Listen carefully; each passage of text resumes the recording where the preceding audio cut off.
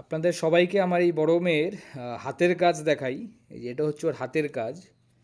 এটা ক্লে দিয়ে ও বানিয়েছে, দেখুন রোজ বানিয়েছে। এত সুন্দর ওর হাতের কাজ, মানে সত্যি কথাই ওর মানে কোনো রকমের ক্লাস ও কিছু করে না, নিজের থেকেই এগুলো সব বানায় ও। তো এই হলো ওর হাতের কাজ, মানে পাপড়িগুলো এত সুন্দর করে ডিজাইন করেছে ও, মানে আমি দেখেও নিজে অবাক হয়ে গেছি যে ও মানে এতটুকু বয়সে এত সুন্দর হাতের কাজ করে। আরও প্রচুর হাতের কাজ আছে, প্রচুর হাতের কাজ। এই দেখুন কী কী সব বানিয়েছে এগুলো সব। হ্যাঁ, এসব ক্লে দিয়ে আরও ব্যাগ ট্যাগ প্রচুর কিছু বানায় এগুলো। তো ওর হ্যান্ডওয়ার্ক ওর প্রচুর রয়েছে। তো ইচ্ছে আছে ওকে একটা কোথাও এরকম কোথাও অ্যাক্টিভিটি যেখানে হয় হ্যান্ডওয়ার্ক শেখানো হয়, ওখানে ওকে দেওয়ার।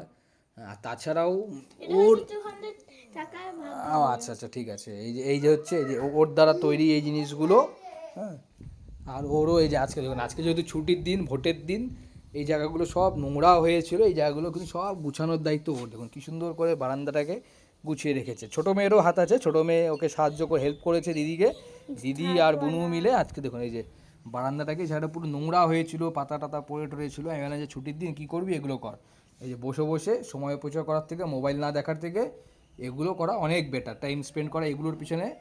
তো ওরা এখন সেগুলো বাদ দিয়ে এখন এগুলো করে, ওরা ঘর গোছাচ্ছে, এই যে বারান্দা গোছাচ্ছে কোনো সময়।